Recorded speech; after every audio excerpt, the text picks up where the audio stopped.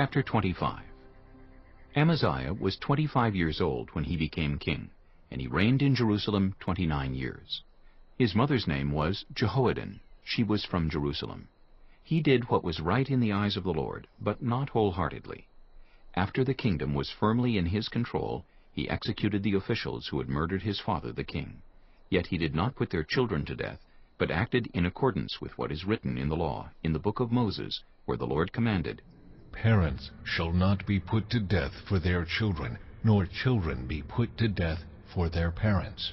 Each will die for their own sin. Amaziah called the people of Judah together, and assigned them according to their families to commanders of thousands and commanders of hundreds for all Judah and Benjamin. He then mustered those 20 years old or more, and found that there were 300,000 men fit for military service, able to handle the spear and shield. He also hired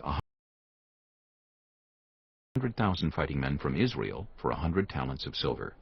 But a man of God came to him and said, Your Majesty, these troops from Israel must not march with you, for the Lord is not with Israel, not with any of the people of Ephraim. Even if you go and fight courageously in battle, God will overthrow you before the enemy, for God has the power to help or to overthrow. Amaziah asked the man of God, But what about the 100 talents I paid for these Israelite troops? The man of God replied, The Lord can give you much more than that. So Amaziah dismissed the troops who had come to him from Ephraim, and sent them home.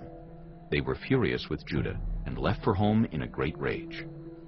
Amaziah then marshaled his strength, and led his army to the valley of Salt, where he killed 10,000 men of Seir. The army of Judah also captured 10,000 men alive, took them to the top of a cliff, and threw them down, so that all were dashed to pieces. Meanwhile, the troops that Amaziah had sent back, and had not allowed to take part in the war, raided towns belonging to Judah from Samaria to Beth-horon. They killed 3,000 people, and carried off great quantities of plunder. When Amaziah returned from slaughtering the Edomites, he brought back the gods of the people of Seir. He set them up as his own gods, bowed down to them, and burned sacrifices to them. The anger of the Lord burned against Amaziah, and he sent a prophet to him who said, Why do you consult this people's gods, which could not save their own people from your hand? While he was still speaking, the king said to him, Have we appointed you an advisor to the king? Stop! Why be struck down? So the prophet stopped, but said, I know that God has determined to destroy you, because you have done this, and have not listened to my counsel. After Amaziah king of Judah consulted his advisers, he sent this challenge to Jehoash son of Jehoahaz, the son of Jehu, king of Israel. Come, let us face each other in battle. But Jehoash king of Israel replied to Amaziah king of Judah, A thistle in Lebanon sent a message to a cedar in Lebanon. Give your daughter to my son in marriage. Then a wild beast in Lebanon came along and trampled the thistle underfoot. You say to yourself that you have defeated Edom, and now you are arrogant and proud. But stay at home. Why ask for trouble, and cause your own downfall, and that of Judah also?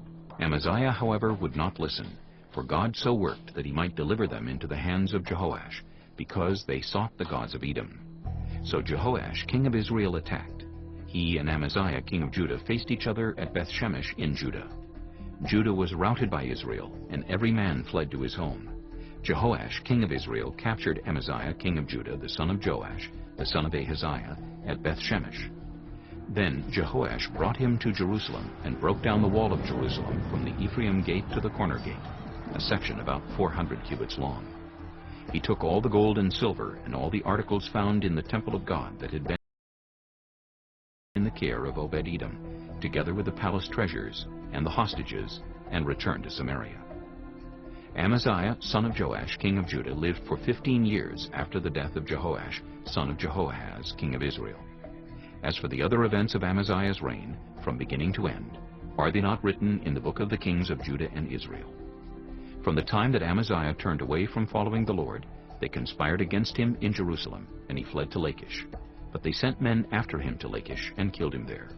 He was brought back by horse, and was buried with his ancestors in the city of Judah.